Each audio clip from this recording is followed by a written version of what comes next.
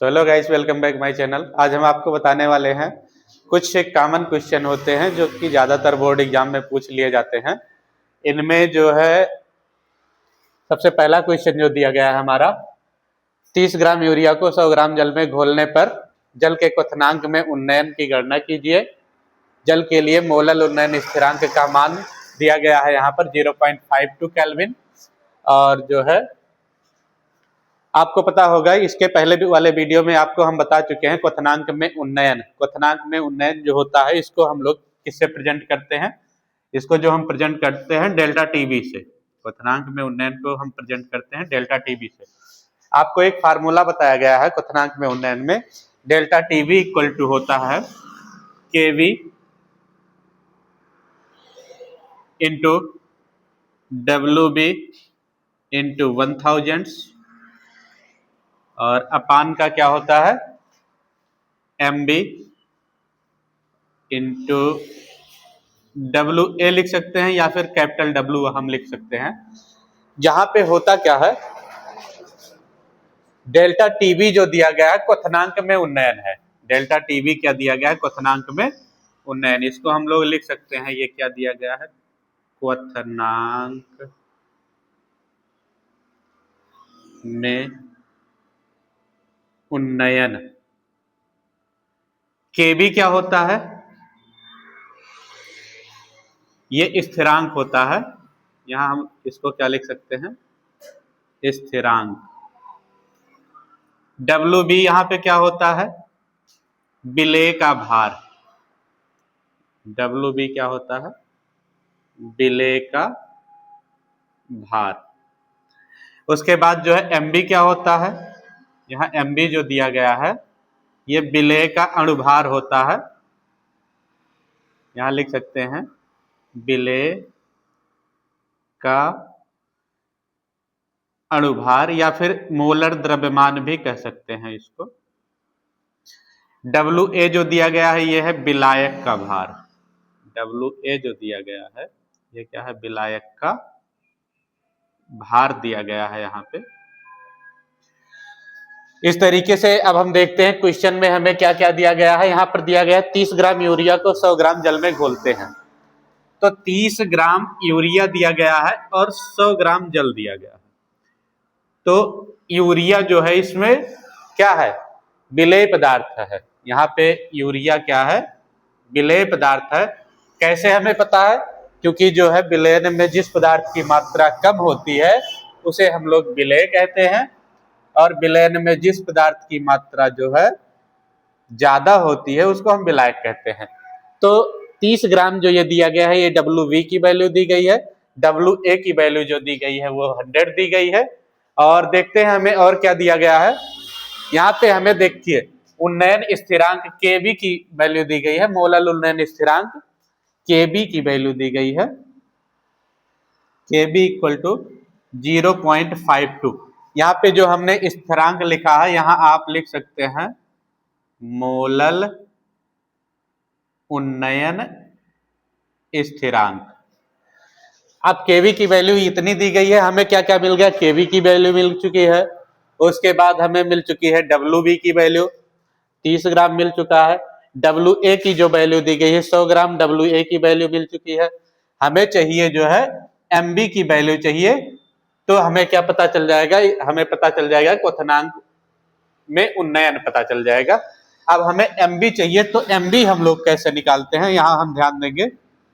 M B जो होता है, यहाँ पे कहा गया 30 ग्राम यूरिया, तो यूरिया का फार्मूला क्या होता है, NH2 CO NH2 NH2 CO NH2।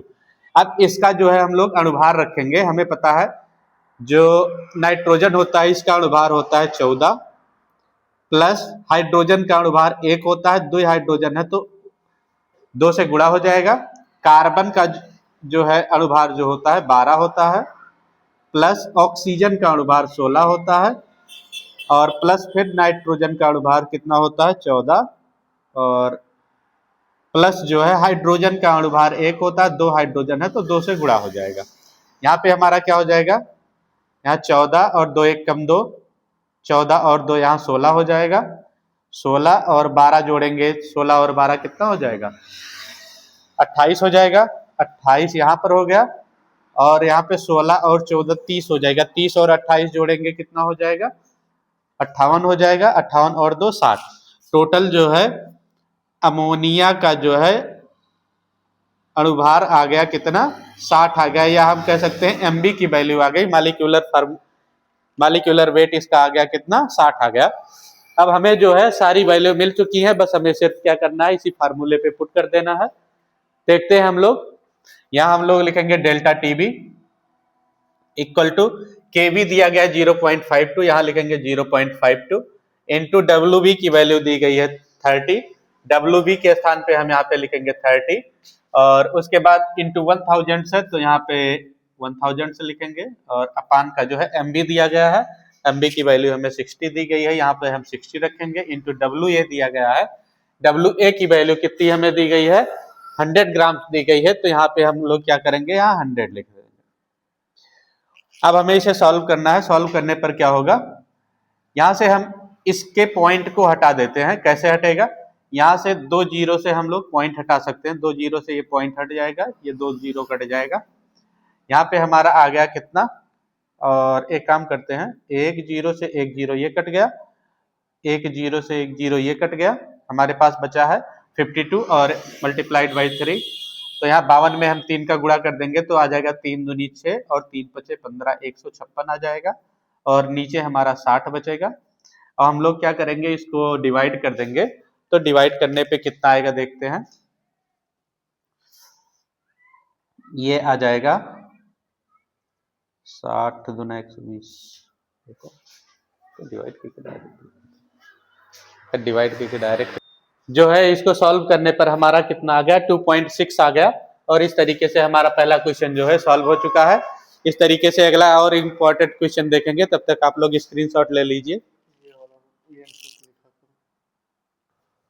तो हमारा अगला क्वेश्चन जो दिया गया है, 20 डिग्री ताप पर किसी आवासशील वैद्युत घट्ट पदार्थ के 10 ग्राम को 100 ग्राम जल में विलय करने पर वाष्प दाब 17.535 mm से घटकर 17.235 mm हो जाता है, तो विलय का अणुभार ज्ञात कीजिए। तो इसमें हमें क्या लगाना है, वाष्प दाब का अपेक्षिक अवनमन का फार्मूला लगाना है, जिसमें आपको पता होगा कि इसका फार्मूला होता है P0 माइनस PS और upon P0 equal to WB upon MB into MA और अपान का WA। अब हम लोग देखते हैं इसमें क्या क्या दिया गया है। पहली बात तो यहाँ पे 20 डिग्री सेल्सियस टेम्परेचर दिया गया है, इसकी जरूरत नहीं है हमें, क्योंकि यहाँ पर टेम्परेचर की कोई जरूरत नहीं है। यहाँ दिया गया है 100 ग्राम विलायक, 100 ग्राम को 10 कितने में 1000 ग्राम जल में विलय करने पर, तो यहाँ पर जो दिया गया है 10 ग्राम दिया गया है, वहां पे 100 ग्राम, हम लोग यहाँ लिखेंगे 10 ग्राम और ये हो गया 100 ग्राम। सबसे पहली बात हम लोग क्या जानेंगे कि यहाँ 10 ग्राम जो दिया गया है, ये दिया गया है विलय की मात्रा। क्या दिया गया है, विलय की मात्रा। क्यों है, क्योंकि आपको पता होगा कि जिसकी मात्रा कम होती है विलयन में, उसे हम लोग क्या कहते हैं, विलय कहते हैं, इसे हम WB से प्रेजेंट करते हैं। और यहाँ पे जो 100 ग्राम दिया गया है, ये दिया गया है विलायक की मात्रा। विलायक की मात्रा दी गई है 100 ग्राम, क्योंकि इसकी क्वांटिटी ज्यादा है तो इसको हम WA से प्रेजेंट करते हैं। और उसके बाद और क्या दिया गया है इसमें दिया गया है वाष्प दाब 17.535 से घटकर जो है 17.235 हो जाता है। यहाँ हमें दिया गया है P0 की वैल्यू दी गई है 17.535 और PS की वैल्यू जो दी गई है वो दी गई है 17.235। अब हमें ज्ञात क्या करना है देखते हैं। यहाँ पे हमें WB दिया गया है, WA दिया गया है, और उसके बाद क्या दिया गया है, P0 दिया गया है, PS दिया गया है, और P0 यहाँ पहले से ही है। हमें जो है यहाँ पे क्या कहा गया है, 100 ग्राम जल में, तो जल का हम लोग जो है अणुभार निकाल लेते हैं। यहाँ हम लोग लिखेंगे Ma बराबर कितना हो जाएगा, H2O। हाइड्रोजन का एक होता है, 2 हाइड्रोजन है, 1 × 2 हो जाएगा, और प्लस का यहाँ पे ऑक्सीजन का अणुभार जो होता है 16 होता है। 16 और 2 को ऐड करेंगे तो 18 हो जाएगा। अर्थात हमें जो है Ma की जो वैल्यू दी गई है वो 18 दी गई है। अब हम लोग जो है फार्मूले पे रखकर सॉल्व कर सकते हैं इसको। यहाँ पे रखेंगे P0 की वैल्यू हमें दी गई 17.535, यहाँ रखेंगे 17.535 माइनस PS दिया गया है, PS की वैल्यू दी गई 17.235, यहाँ लिखेंगे 17.235 अपान P0 की वैल्यू फिर वही हम पुट कर देंगे 17.535 इक्वल टू WB की वैल्यू कितनी दी गई है, 10 ग्राम दिया गया है, तो यहाँ पे हम लोग WB की वैल्यू 10 ग्राम रखेंगे। MB की वैल्यू हमें कितनी दी गई है, MB, अच्छा MB को हमें फाइंड करना है, अणुभारी फाइंड करना है, तो यहाँ MB के स्थान पे हम लोग MB लिखेंगे इंटू Ma की वैल्यू हमें दी गई है 18 दिया गया है, तो यहाँ पे हम लोग 18 रखेंगे, और अपान WA की वैल्यू भी दी गई है 100 ग्राम दिया गया है, तो WA के स्थान पे हम यहाँ 100 ग्राम रखेंगे। इसी को हमें सॉल्व करना है। अब हम लोग क्या करेंगे, इसको सबसे पहले माइनस कर लेंगे, यहाँ पे आएगा 0, और 3 में से 3 घटाएंगे ये भी 0 हो जाएगा, 5 में से 2 घटाएंगे यहाँ पे 3 आ जाएगा, और 0 पॉइंट और यहाँ 0 हो जाएगा।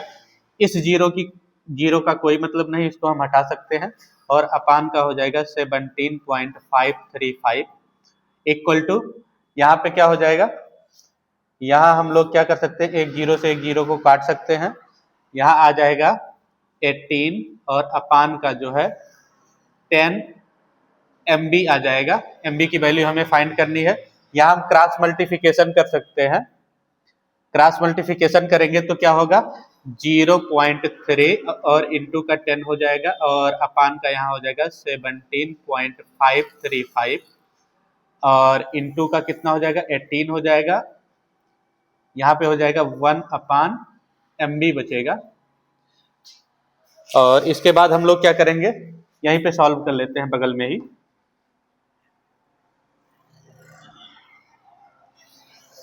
ये 1 अपान के रूप में इस क्रॉस मल्टीप्लिकेशन करेंगे, ये ऊपर चला आएगा, यहाँ हम लिख सकते हैं MB इक्वल टू, ये हो जाएगा 17.535 इंटू 18, और अपान का हो जाएगा 0.3 में 10 से मल्टीप्लाई कराएंगे तो ये पॉइंट हट जाएगा, यहाँ हमारा 3 बचेगा।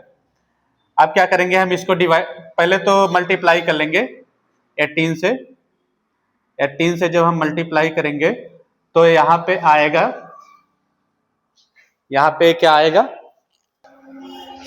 यहाँ पे आएगा 315.63 आएगा, और अपान का 3 है तो 3 लिख देंगे, और डिवाइड कर देते हैं। डिवाइड करने पर आएगा 3 1 जा 3, और यहाँ हो जाएगा 3 5 जा 15, 3 2 जा 6, 3 1 जा 3, और यहाँ MB की वैल्यू कितनी आ गई, 105.21 आ गई। और इस तरीके से हमारा क्वेश्चन जो है सॉल्व हो चुका है।